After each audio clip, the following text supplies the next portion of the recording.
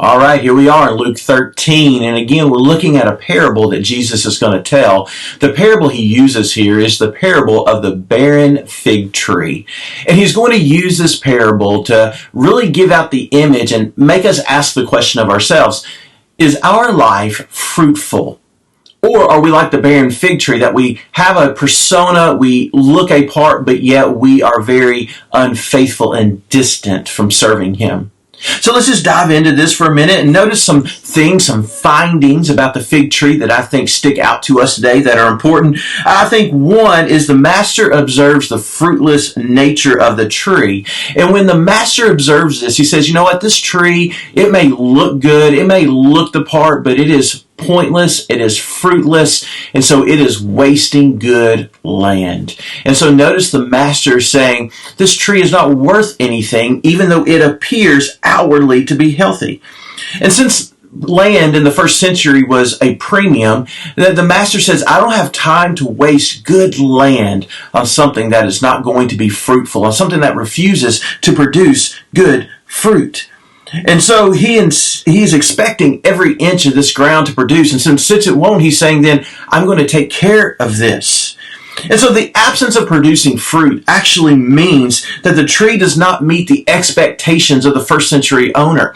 In the same way, when you and I may have the appearance to be healthy, but we are producing spiritual fruit, then we are not meeting the expectations that God has for his children. So we need to ask the question, are we like the tree that may look the part, but we're barren and fruitless in our spiritual life with Christ?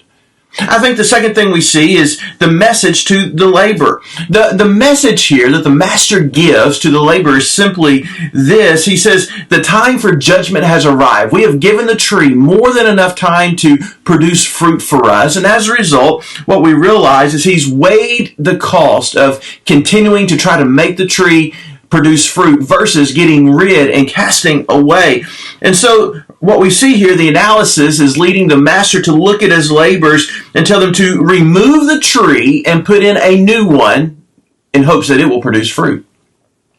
And so what we need to recognize is the basic understanding comes from the master demonstrates a fatigue from taking care of the tree and getting nothing back. Now, we need to ask the question, if Jesus were to look at our lives, our spiritual fruit of our lives, would he see us looking healthy but barren? And then we have to ask the question, are we playing a productive role in the kingdom of God?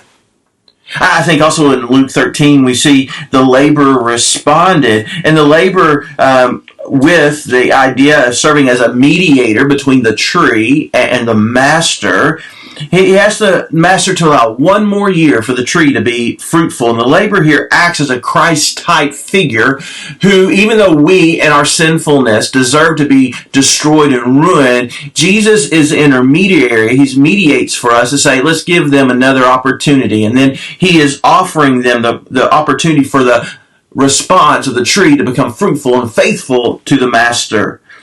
And so the challenge to us, I think, is important that we understand, to both the church and to believers. I think there needs to be an awareness of the use of our soil. Are we using the soil where God has planted us in a special way to his purpose and his kingdom? Are we producing fruit where we have been planted strategically? Are we understanding that this is premium soil and the master does not need to waste it? Or are we guilty by sitting back, maybe looking the part, but we are not fruitful? I think those are important questions we have to ask. And we need to understand and take this analysis. And there are two questions I think we need to ask today. First is are we a tree wasting soil?